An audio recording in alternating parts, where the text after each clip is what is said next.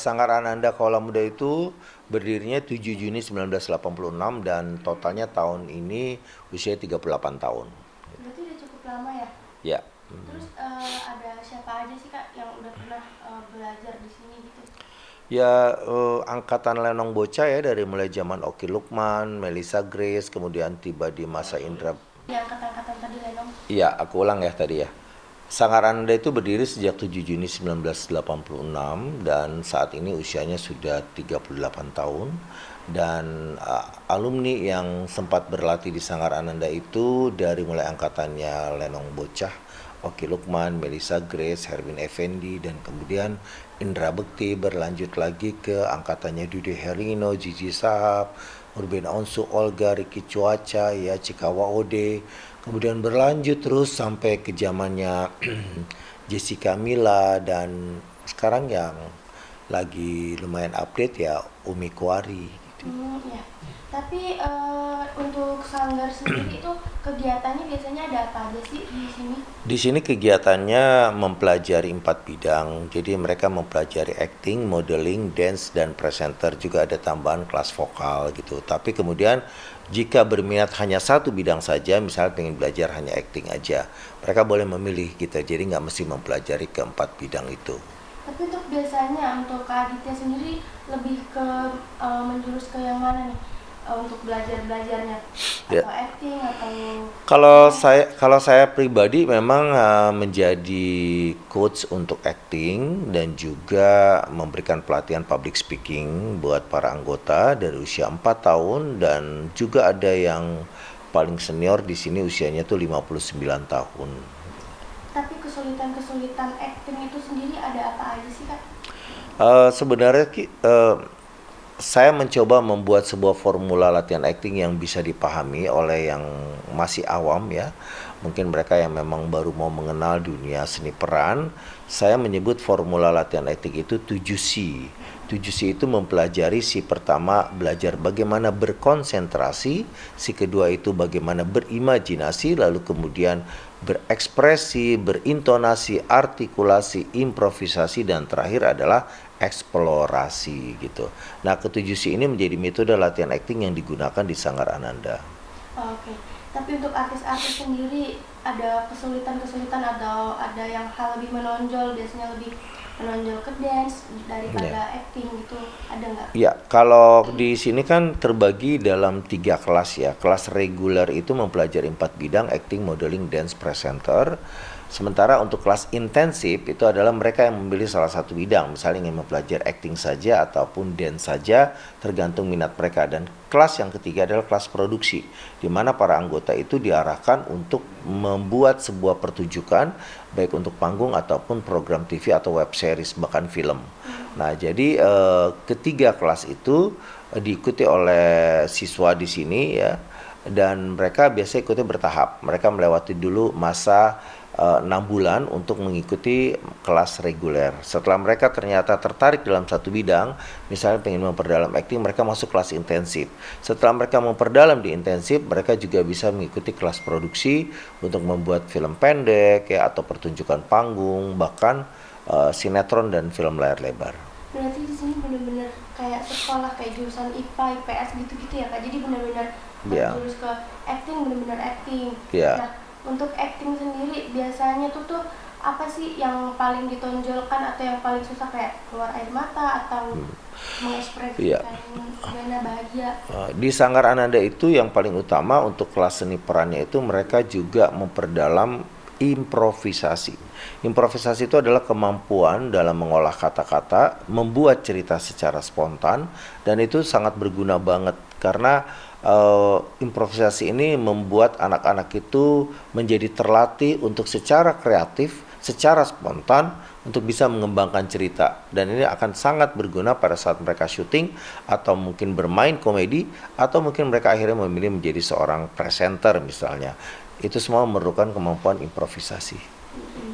Kak Aditya nih sendiri sebagai pernah menjadi guru Ruben Elsu ya, itu gimana sih melihat cara Kak Ruben sendiri dalam memasuki kelas-kelas yang ada di Sanggar itu Ya, gimana? Ruben Onsu itu masuk di tahun 2000-an ya, 2000 awal ya. Sementara Olga Saputra masuk di tahun 97. Nah, bersamaan dengan juga Jordi adiknya Ruben juga masuk lebih dulu gitu.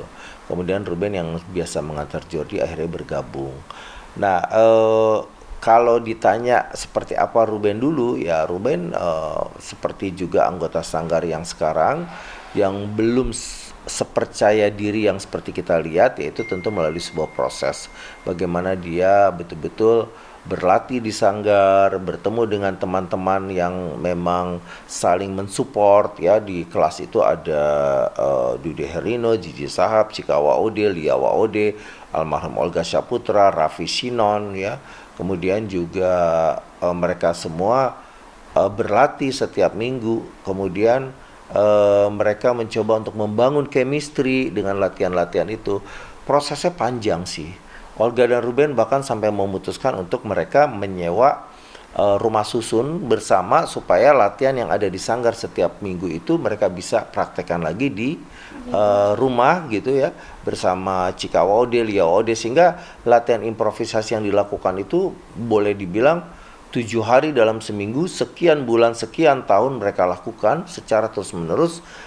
Dan ketika mereka akhirnya tampil di depan kamera, baik sebagai komedian, presenter, mereka udah betul-betul terlatih kemampuan improvisasinya gitu loh. Jadi kan mereka ini kan sekarang udah menjadi artis-artis yang terkenal ya. Tapi terkadang masih ada nggak sih kayak curhat-curhat gitu sama Kak Aditya, aku kurangnya masih di mana ya gitu. Ya, yang pasti sih pada akhirnya kan yang awalnya mereka anggota sanggar, murid ya, dengan berjalannya waktu mereka semakin dewasa dan akhirnya menjadi semacam hubungannya itu lebih ke pertemanan, persahabatan gitu loh.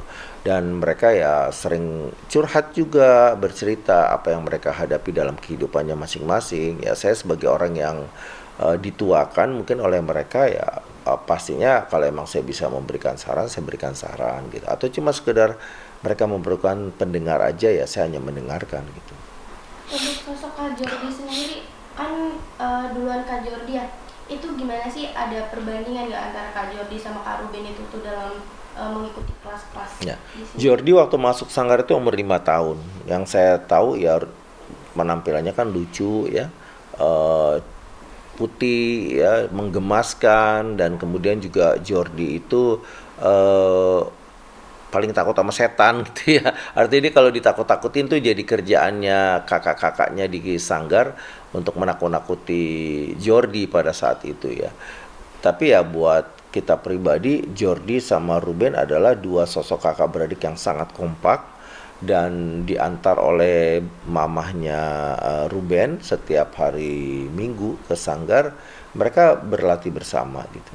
Tapi mereka sering berantem gitu nggak sih Kak, kayak gimana ya, ada perselisihan gitu waktu mereka Di sanggar. kelas, atau kayak Ya. misalnya Kak Jordi lebih unggul nih, terus Rubennya kayak agak Sebenarnya kan karena Ruben jauh lebih tua daripada Jordi, kelasnya beda. Jordi di kelas anak-anak dan Ruben di kelas remaja gitu. Jadi nggak ketemu sebenarnya dalam kelas gitu. Cuma dalam produksi ya ketemu ya. Kadang ada Ruben memainkan peran apa, Jordi memainkan peran apa. Sejauh yang saya tahu ya mereka sangat kompak gitu. Ruben amat sangat menjaga Jordi ya sebagai adiknya. Dan Jordi juga menghormati Ruben sebagai kakaknya. berarti terlihat baik-baik saja ya selama ini gitu, bersama kakak.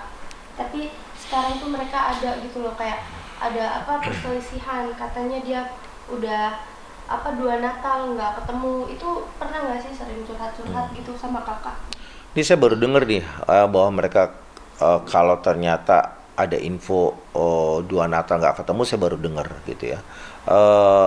Artinya saya juga nggak paham apa yang terjadi dalam kehidupan setiap anggota saya yang sudah besar ya. Yang pasti Jordi kan memang saya melihat memiliki kemampuan dalam bidang pendidikan yang bagus sekali ya. Dia sampai sekolah juga di Amerika dan kemudian naluri bisnisnya luar biasa bagus sekali gitu. Nah, masalah apakah di dalam keluarga mereka ada semacam pertengkaran ataupun kurang akurnya, saat ini saya tahu tuh ya, dan nggak pernah dengar cerita itu gitu. Yang saya tahu ya mereka baik-baik aja gitu, dan bahkan ya mereka bersinergi kan untuk berbagai bisnis yang mereka lakukan bersama gitu. Betul. Berarti nggak ada itu kayak curhat-curhat ke sini gitu. Ya saya sih sampai saat ini Ruben atau Jordi belum pernah cerita apapun, dan buat saya di mata saya mereka masih tetap baik-baik aja. Tapi kalaupun ada, sebenarnya menurut saya itu sangat wajar ya dalam sebuah hubungan persaudaraan adik kakak. eh, Jangankan di keluarga selebriti, di keluarga masyarakat umum juga pastinya akan sangat sering terjadi ya. Adanya ketidakcocokan ataupun adanya perselisihan kecil gitu. Tapi saya yakin apapun itu yang terjadi, mereka tetap akan dalam satu lingkup kasih sayang gitu loh. Ya nggak akan ada yang bisa memisahkan, tidak ada istilahnya bekas saudara gitu. Semuanya pasti akan kembali baik-baik aja. Tapi yang saya tahu sampai hari ini Jordi dan Ruben itu ya baik-baik aja gitu. Sempat kesini nggak Kak Ruben untuk silaturahmi dengan kakak sendiri, Eh, Kak Jordi juga? Kalau Ruben yang paling sering, Ruben itu lebaran datang ke rumah saya. Kemarin juga kan terakhir baru ketemu di acara TV-nya di salah satu TV swasta, dan juga dia launching program barunya, ya saya diundang gitu aja sih. Gitu. Kemudian